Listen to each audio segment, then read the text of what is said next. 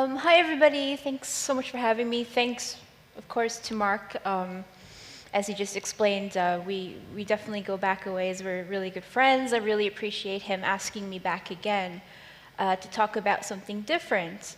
I've been lucky enough to do this talk fairly recently. I did it at a small design meetup in London just a few weeks ago. But before that, I haven't really done any talks in about 6 years, so this is like way before the pandemic. So if I'm a bit rusty, then you'll understand why.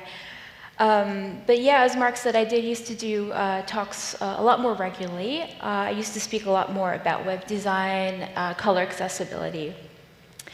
And some of you maybe did see me speak here in 2012. But thanks to my relatively new side business, my job has evolved quite a bit, and I don't really do much web stuff anymore. So today I'm going to talk a little bit about that evolution, but first I'll give you a little bit more background information about me. So I'm a designer and illustrator from Newfoundland in Canada. Newfoundland is the most easterly province in Canada, and my city is called St. John's, and it's the most easterly city in North America. And there I worked as an art director in an advertising agency after graduating from design school. And there I also did a double, it's not really a degree, it's more of a diploma in both graphic design and in print production technology. And then throughout my whole life, I've also dabbled in web design, sometimes more seriously than others. So eventually, my work in that field led me to write the Pocket Guide to Color Accessibility by 5 Simple Steps, and more recently, Color Accessibility Workflows by a Book Apart. I've also been lucky enough to work for companies like Google, Microsoft, Scholastic, Simply Accessible, and a lot more. But in 2013, after seeing an incredibly inspirational talk, it's absolutely amazing, by a letterer called Jessica Hish, which I'm sure you all know, at the New Adventures conference organized by Simon Collison, I quit my job and I basically became a freelance designer and illustrator right away, eventually marrying Simon and moving to the UK. So that turn in my life basically set me up for everything that came next.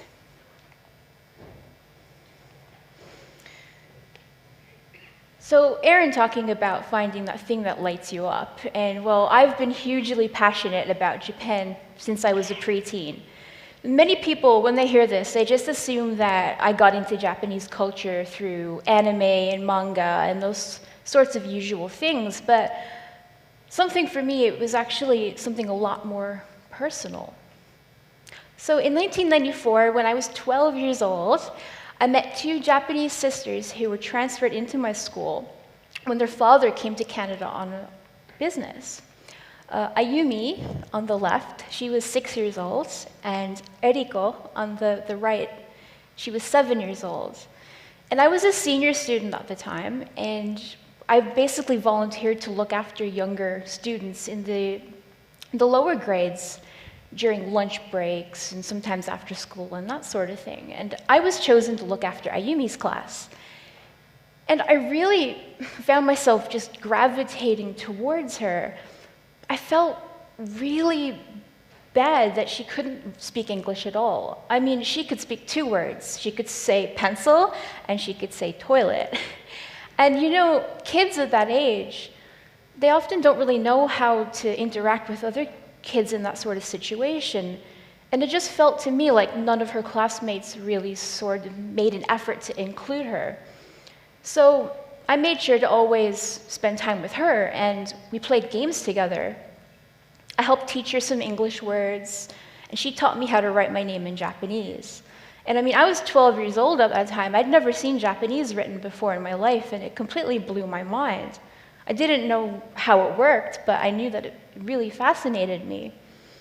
And sometimes her sister, Eriko, she would join us, and she taught me how to fold paper cranes. And this is something that I never forgot, even though she only showed me one time. But unfortunately, after that 1 year, Their family decided to move back to Japan, and that was that. We exchanged addresses and a couple of letters, but you know, at that age, like things happen, we eventually lost touch. So my chance encounter was over. So this extremely embarrassing picture was actually taken on the last day of school. This is the last time I saw them. This is our only picture together, so it's a great job that my mom managed to cut all of our heads off. But anyway, in Japanese, there's a word for this kind of encounter. Ichigo, ichie. This word reminds people to cherish the unrepeatable nature of a moment, because every single moment in life can be called a once-in-a-lifetime experience. And I knew that I would probably never see these girls again in my life, but I knew the impact that they had on my life was immeasurable. Throughout high school and college, I then went on to develop a deep interest in all things Japanese. And yes, I did have my anime and manga phase in high school. But if we fast forward 21 years to 2016, when I'm living in the UK and I'm not living in Canada in a more rural area anymore, all those opportunities have really opened up for me. For a whole bunch of reasons, it took me this long to finally be in a position to plan my first trip to Japan. So I knew I really wanted to make it a good one. But I remember Simon feeling extremely worried. Like, what if my 20 years of expectations just were a bit of a fantasy? What if Japan didn't live up to those expectations I had most of my life? And you know, he did have a point. I started thinking, well, what if I don't really like it as much as I imagine in my head? Well, I'll just show you this little video that I took on this first trip and see if you think that I liked it or not.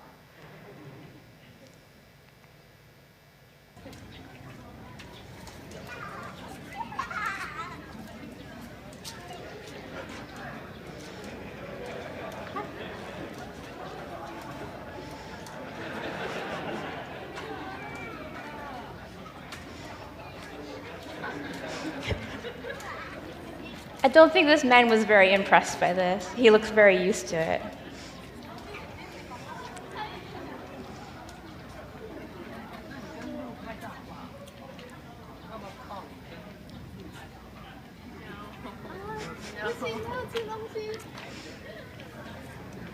Smell donuts. No.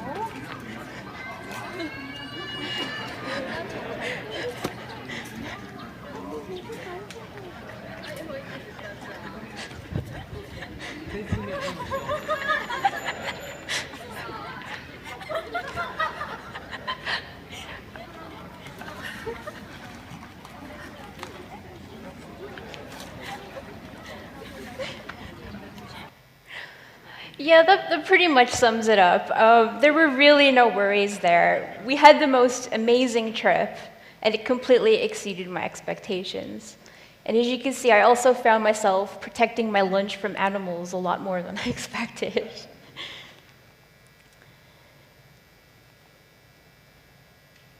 My clicker is a little bit slow. Sorry about that. So we spent 3 weeks traveling the country, exploring all those sites and I read about in books all of my life. And we met new people all along the way. But then, of course, we flew home. And when I did get home, I quickly realized that I was at a loose end. So it's pretty normal when, you take a trip, an absolutely amazing trip that you've waited for forever, to get those post-travel blues. And for me, it felt absolutely overbearing. I mean, that was 20 years that I waited for that trip, and then all of a sudden I'm home, and it's over. And I knew I had to find a way to turn that negative energy into something constructive. And what better way for me than to just draw stuff? So on a whim, I decided to start an Instagram account. I just wanted to build something, some place where I could dump all my Japan-related photographs and sketches and drawings into.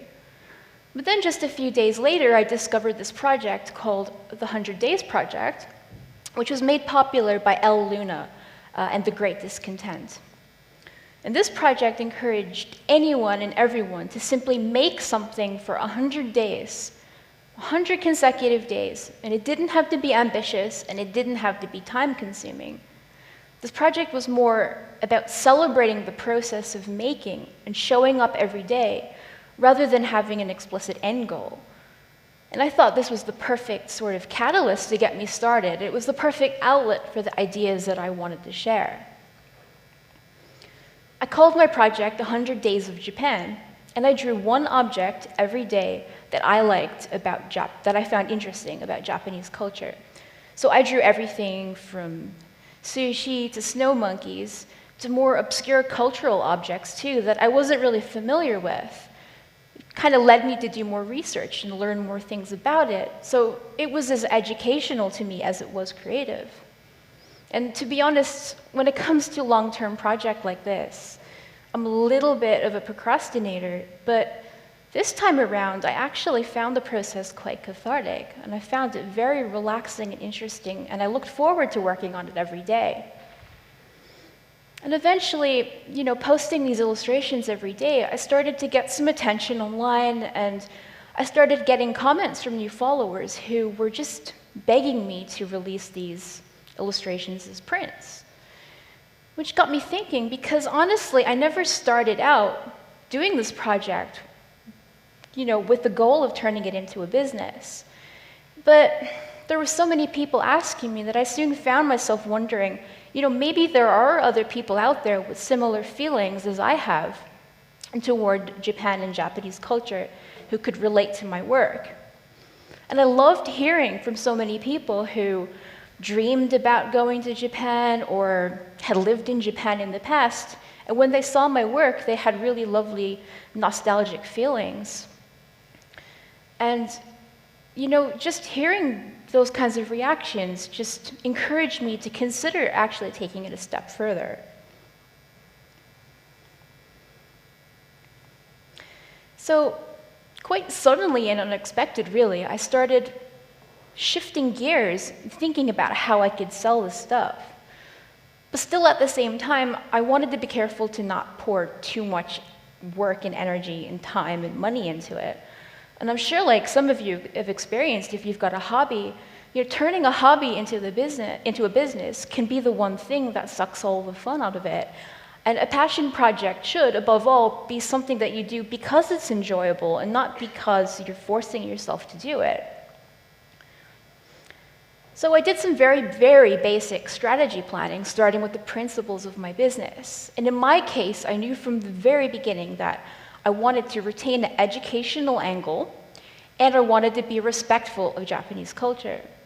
I didn't want to be another person just simply drawing and making cute characters and making cute stuff just because I know that it sells. I wanted to share what I found interesting about Japanese culture, and I wanted to portray it in a positive light. And next, I decided how much money I could actually invest in the business without resorting to crowdfunding or doing a Kickstarter or anything like that. And that alone basically set the boundaries for how many products I could afford to produce up front. I made sure to never invest any more money that I could afford to lose if it didn't work out. And for me, fortunately, this wasn't a huge outlay. I needed to cover the costs of things like new printing equipment, e-commerce hosting, paper, office materials, packaging, manufacturing fees, all that kind of thing. But I certainly appreciate if somebody else has a different passion project in mind, somebody who might like to open a physical shop, for example, or a completely different kind of business, you'll definitely face a very different set of financial obstacles. I was able to use my experience and skills that I already had, to bring my ideas to life. My experience as a print designer allowed me to develop my own brand. My experience as a web designer allowed me to build my own corner of the web. And photography is another hobby of mine. If you see me, I've always got my camera around my shoulder. So I was fortunate to put those skills into good use to photograph my work. Of course, there's some skills that I didn't have at all. I had to research my manufacturing options. I had to start consulting with companies for all the things that I needed to outsource. And another big scary thing, actually, was shipping and fulfilling orders. That was a huge problem to tackle. And there's a lot of people who do lose money up front by misjudging or miscalculating shipping fees and customs and all that sort of thing for different countries around the world. In the end, I settled on providing an on-demand print service for 100 of my prints in 2 different sizes, and I also offered 5 curated print packs, 3 enamel pins, 2 embroidered patches. So enough to kind of make it a product line, but nothing too over the top. So yay, Geri Draws Japan was live. I was really excited about this, and I went a little bit overboard, actually. I decided that my first day in business would be a bit of a dual affair. I would launch my online shop, and the same day I would exhibit at my first event. It's a London-based Japanese festival called Hyper Japan. Now, some people, it's quite a big event, so some people may have heard of this, but it's an absolutely massive weekend-long convention with an attendance of around 70,000 people. So naturally, 70,000 people who are interested in Japanese culture, I thought this would be an obvious place to start. So I booked a table, and booked a hotel, very expensive, by the way, in London, of course. We have to drive down to London, so it wasn't just, I'm just going to show up to this convention. It was quite a lot of money invested on that side of things. So, I couldn't wait to get going. It's such a great place for my first day in business. Except that it really wasn't. I didn't know a lot of things about conventions. It was my first one. I didn't know the best way to set up my table. I didn't have a great location in the venue. It was a really hot day, so people were really tired, and nobody really was doing a whole lot of shopping. A lot of people were just hanging around outside, getting some fresh air. I didn't know how to talk about my work in a way that would sort of sell myself to people. I still felt very shy about it. I didn't know really what to do. But the biggest thing is that I suddenly realized that the majority of these 70,000 people who were there were just anime fans. And because I didn't pander to that audience, I noticed that most of them couldn't care less about my work. But I was like, well, why? I thought my work was so good. Well, yeah, but those people, they just want licensed goods. Licensed goods are the only thing that they care about. We would see people making eye contact with a Pikachu plushie from across the room, and they would just walk toward it with blinders on. Like, I could have been giving away stacks of cash on my table, and nobody would have noticed. It seemed like a tiny fraction of these 70,000 people were actually interested in the deeper side of Japanese culture, the more cultural parts of that, rather than just the media and pop culture. And as a result, sales were way, way lower than I imagined, and it was actually quite depressing, and I left feeling pretty deflated.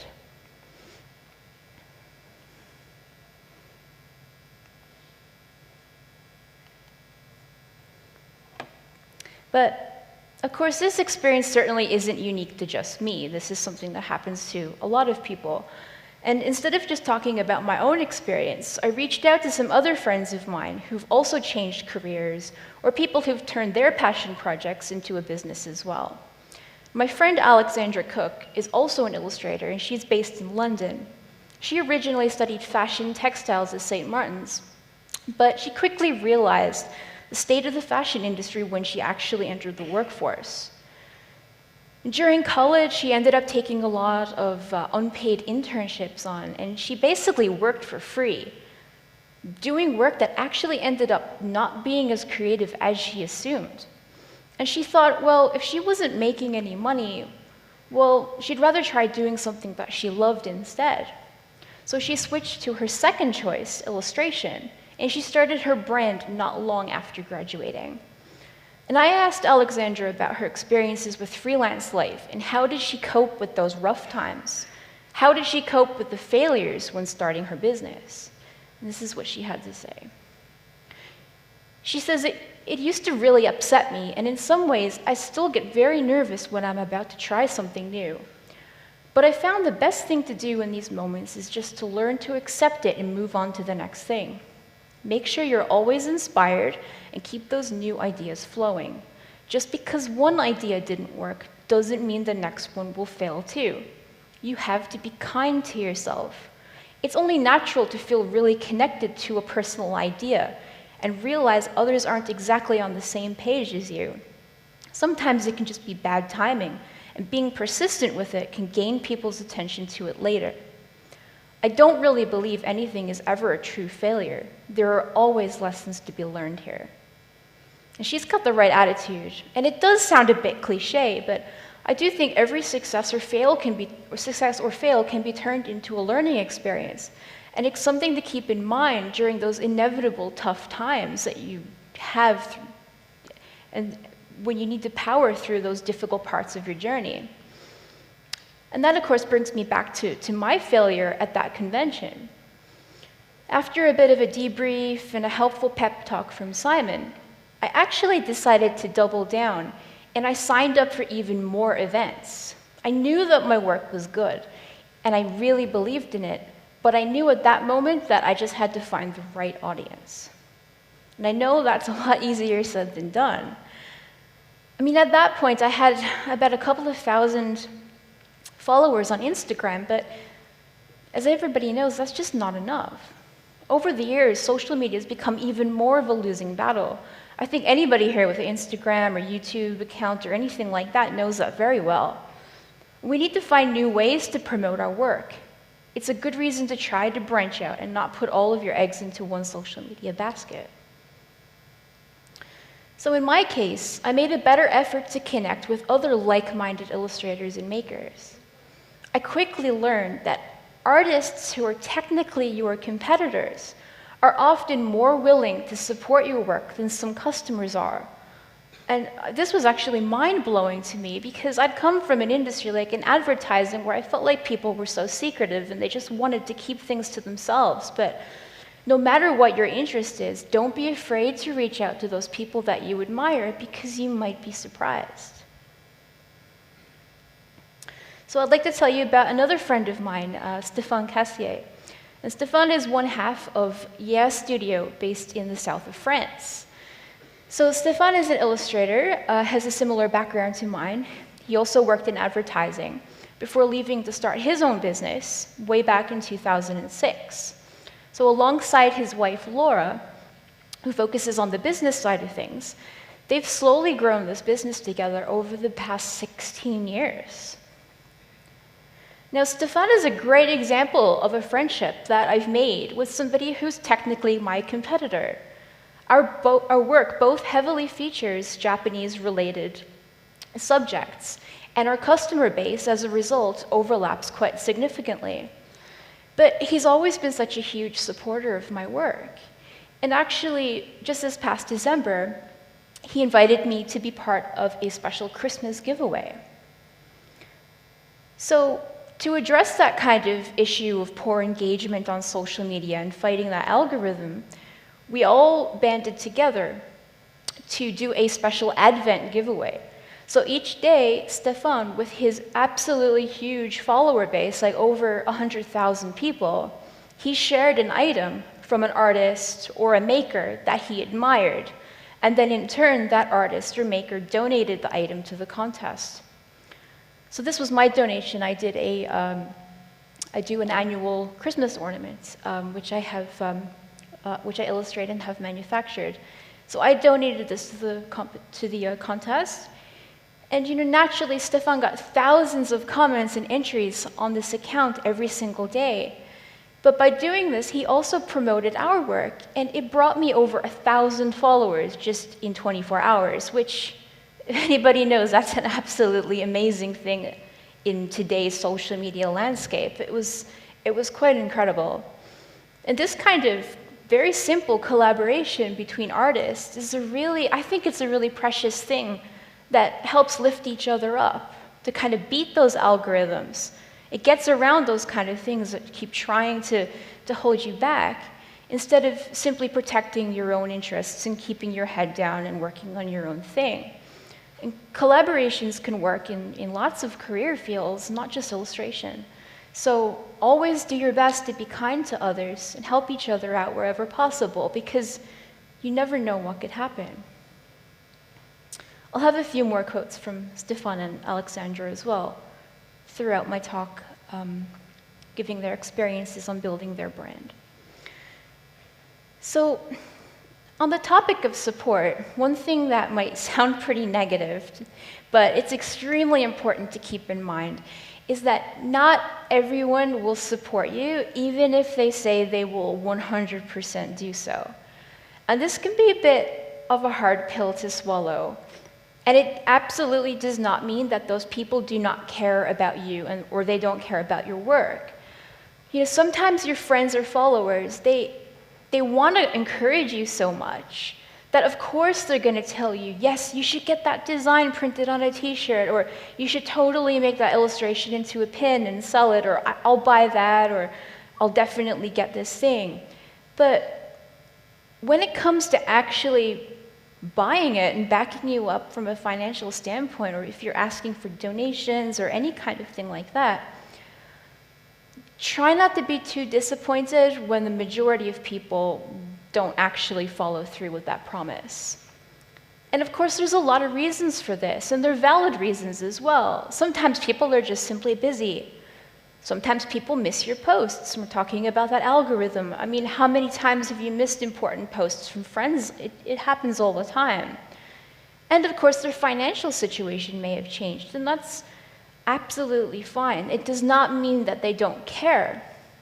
But for this reason, I would just make sure if you ever have a poll saying, should I get this made into a design? Should I sell this thing? Should I start this business?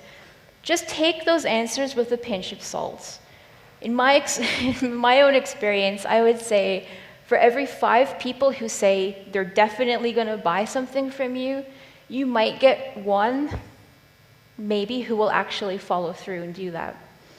So it's always better to underestimate that potential customer interest than take every single thing you read as some kind of verbal contract of support. Again, like Erin, this is a really big one that I think is extremely important, and that's to go out of your comfort zone. And like Erin said, if you feel like you're going out of your comfort zone and you feel a bit of fear, that often means that you're heading in the right direction. And this is one that I've definitely tried to do a better job at lately. And for me, that was actually applying to participate in an artist residency. So I would never actually consider myself an artist. I don't call myself an artist. With my background in advertising, I'm like what I like to call a problem-solving illustrator. I've never really been part of an art scene or anything like that. So just wondering what goes on at artist residencies has always been quite mysterious to me, and it's always been a bit scary. But this amazing residency came along that I learned of, and it just felt like it was calling me. I was so nervous to even just think about it, but I just couldn't resist it. So in the end, I applied to do a 3-week stint at a residency called Almost Perfect. It's a 100-year-old rice shop converted into a gallery space and an artist residency upstairs, right in the old town of Tokyo. So I pitched my idea for a solo exhibition, and much to my surprise, I received a pretty excited email accepting my application just a few hours later. I really couldn't believe it. So I basically dove in headfirst and I had to do it. But in the end, the experience was absolutely wonderful. I felt absolutely amazing to have my very first exhibition of my entire life in the country that inspired so much of my work. I flew home with new friendships, new business connections, fresh inspiration, and a whole new series of illustrations to sell. So I think that was a pretty good return on a simple leap of faith. So 5 years since that seed was planted, Geri Draws Japan has evolved into a substantial side business. I've been lucky enough to find an audience who appreciates and supports my work. I've learned how to sell myself both online and at in-person events, and I've been lucky enough to have a steady stream of sales. I now offer around 140 different prints, 18 different pins, numerous greeting card designs, stationery, the Christmas tree ornaments, stickers, and a whole lot more, and hopefully a lot more to come. Now, granted, in 5 years, I could have done a whole lot more than this. I could have had hundreds of products, but I really didn't want to. I'm happy to do things at my own pace and just see where it takes me. Yay, I did it, right? Like, that's it. But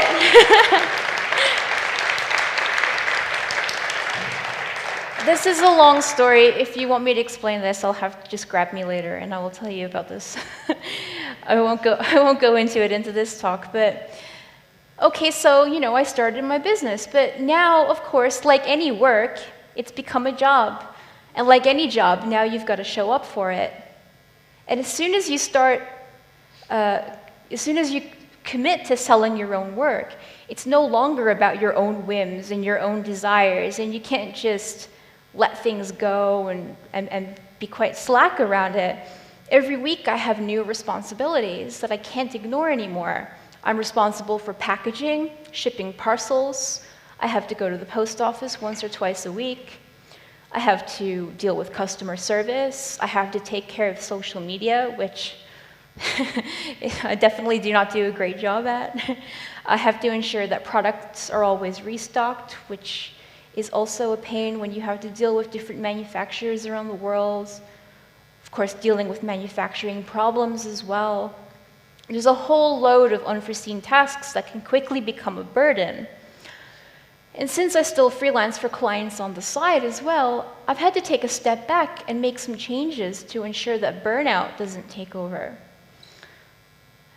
And again, the pandemic, we keep coming back to this, but it did make me realize that I needed to make some changes in how I did business. And a lot of artists and makers noticed this, but the 2020 holiday season was a surprisingly good quarter for sales. There were a lot of people whose travel plans were disrupted. There were a lot of people who had a lot of spare cash, people who were treating themselves a bit more for Christmas this season. And it was a bit of a shock to see how much the sales started to increase quite suddenly. My ability to keep on top of my client work really started to suffer. And packaging tons of orders at the best of times can be extremely exhausting. Like, I don't really have the right setup, I don't have a proper workshop for it, I'm just doing it out of my office at home. And I knew I simply couldn't deliver good client work on top of that after spending hours in the studio every day. But last year was a pivotal year for me. I decided to stop client work completely in September in order to focus entirely on Geri Draws Japan up until Christmas. And I'm very fortunate that I did, because from September until Christmas, it did become a full-time job. And I know there's no way I would have been able to cope with client work on top of that. Now, of course, I am extremely aware of my privilege to be in a position to take client work off for that long in the first place. But it really isn't something I would have been able to do before 2021. And if your passion project does start to grow quite substantially as mine did, make sure that you can handle that growth. And if you can't, don't be afraid to outsource or ask for help wherever possible. I'm constantly trying to improve my efficiency. So these are some cards that I used to make in-house once upon a time. And, I had to print every single card. I had to cut it. I had to score it. I had to fold it.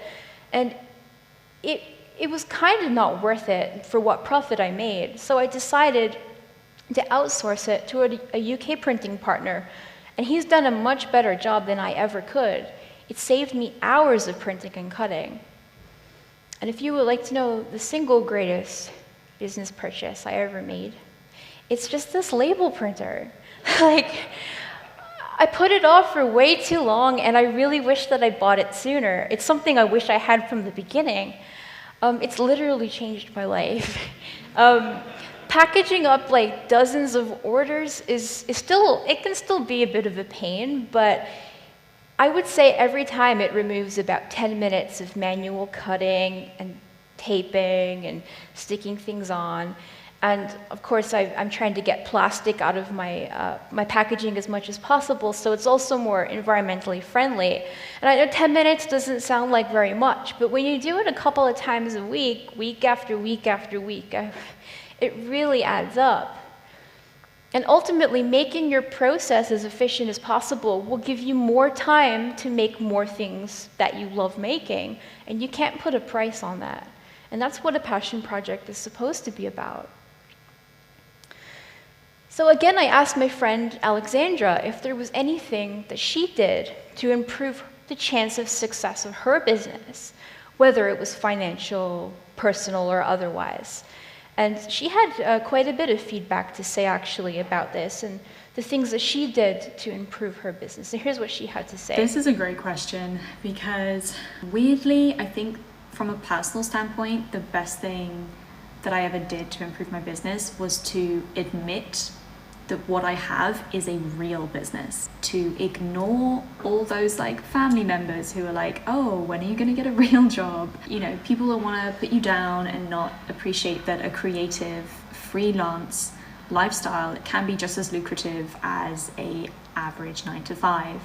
So that just changing my mindset really helped me improve my business because I stopped putting myself down in the same way that other people were putting me down and started believing in myself that I am more than just a hobbyist, you know, and that's fine if you just want to keep your passion as a hobby, but if you want to make it like a full career, that's totally acceptable and lots of people do it really well and it's a good thing to strive for.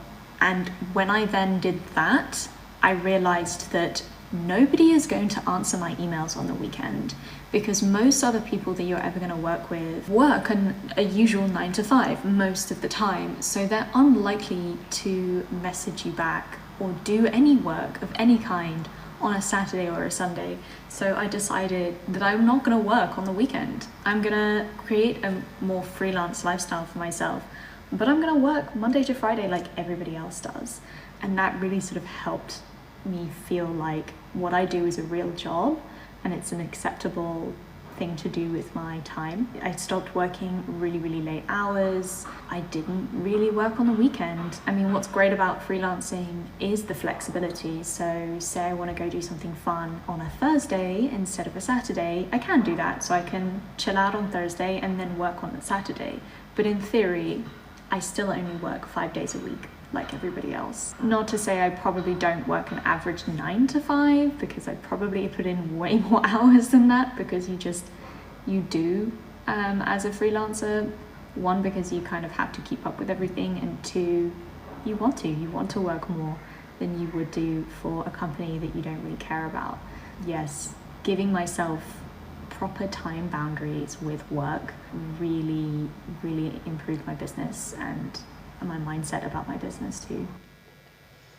Yeah, so I think we can all relate to these feelings of guilt and confusion around that work-life balance that she speaks about. And I can tell you it's even more important to take care to set those boundaries when you work for yourself to avoid any chance of burnout.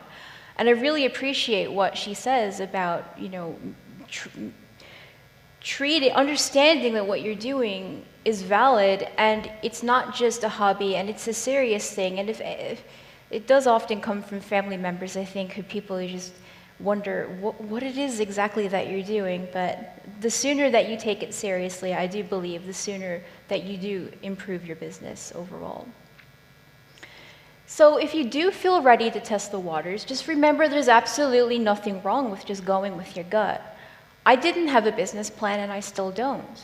The idea of treating my side project as some kind of rigid plan simply to make money was something that completely sucked the fun out of it for me, and it never was intended to be my full-time gig. It's not my full-time gig. It's my sometimes gig. I decided that anything positive that came from it would be a bonus, and I just wanted to see where things would go from there. I've now got enough experience to know that it is worth it, and I'm gonna keep going as long as it's fun and as long as it's still interesting for me. I asked my friend Stefan if he had a business plan for Studio, and he laughed at me and said that they still don't really know what they're doing after 16 years, and I just thought this was amazing. But he does admit that this year might be the breaking point for that, and they may have to invest in some more formal marketing and advertising. But I just think that is amazing for somebody who's 16 years in business already, so don't let that scare you too much. And just remember that you don't need a whole product line, just one good product or one good idea, whatever it is. That can be it. Just treat it as something fun, and it will likely evolve in a more natural way. And if you don't enjoy it, maybe that's not the right path for you. There's no point in forcing it, and that's not what a passion project should be about. But if you feel that you haven't quite found your calling yet, consider what you can actively do to increase your opportunity. Inspiration can come in the most unexpected places. It's like Erin was saying, putting all of your soul into your job can leave you with a lot of things. Like, if you don't have any hobbies, where does that inspiration come from? So for me, it was my eye-opening trip to Japan, but it doesn't have to be that complicated. It doesn't have to be that expensive. It can be something as simple as visiting a gallery. It could be something as simple as taking an interest in learning a new language, learning a new web technology, or coming to be on tellerrand. Unashamedly be a fan of whatever it is that you're interested in. And when you love something so deeply, you're inevitably going to have the knowledge, experience, and a unique angle that you can offer when you do transition that passion into a living. But don't forget, it's also absolutely fine if you don't feel this motivation at all. Having a passion project doesn't make you any better than anybody else. Don't let anybody make you feel guilty that you're not using your spare time in a productive way, if you even have any spare time at all. You have to do what feels right for you. But if you do feel that spark, you don't need to wait for your ichiko, ichie, once-in-a-lifetime perfect moment to get started. You can get the ball rolling right now. And hopefully in a few years, you'll be able to look back on this moment and see just how pivotal that was for you as well. And I asked my friends Alexandra and Stefan for some advice that they'd like to give anyone thinking of diving into their passion project. Alexandra was kind enough to make another video, and I think her message is pretty clear. This is my favorite question that I ever get. I always have a very similar answer to it, and that answer is, stop hesitating. Don't hesitate, just start. If you're sitting there wondering, oh, I really like doing this, creating this makes me feel really good, it makes me really happy. Should I turn it into a career? Should I not? How should I do it? Am I good enough? I'm not perfect enough, it's not right, I'm not ready. All those sort of questions that you always will ask yourself that will stop you from starting are the worst. Ignore them all, and just start, because the hardest part of doing this sort of thing is always starting it. At the end of the day, creating the right career for yourself is an everyday journey. It's about progress, it's what you spend a majority of your time doing, so you might as well do something that you love. When I first started, I was not great, and I had no idea what I was doing, and I really struggled in the beginning for a while, and it took a while to sort of get it going. But I'm so glad that I stuck at it, and I still stick at it now, because I love doing what I do, and I couldn't imagine doing anything else. That would be my advice, just get going. I really love how serious Alexandra is about this, but she is absolutely right. I just think it's important to get started as soon as possible, and just try not to worry about the future. I asked Stefan for his advice, and he says, start your project before quitting your job. Just start small, don't put too much pressure on yourself, and don't try to go too fast. He says, you will most certainly not make any money for a few months or maybe years. So unless you come from a rich family and you don't have rent to pay, don't take a leap that's too big. It's always a series of little steps that will lead you to where you want to be, maybe even further. He also says you just need to start. I know too many people who overthought everything and ended up doing absolutely nothing. The key is to start small, but to start in any way that you can. And of course, I totally agree with this. When I asked him if his decision to start his brand was worth all that effort and all that struggle and the ups and downs, he said, yes, of course. There's no point in living a miserable life, so why would you not make the effort if you were given the chance?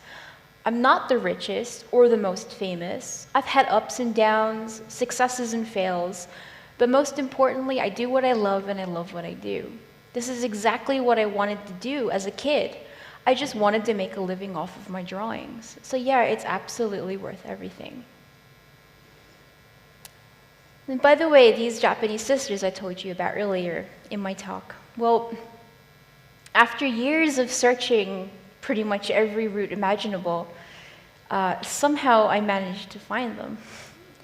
So I reconnected with them last year after 25 years, and I was able to tell them directly just how much they impacted my life. And we've rekindled our friendship, and I'm sure we'll have plenty more catching up to do. Thank you.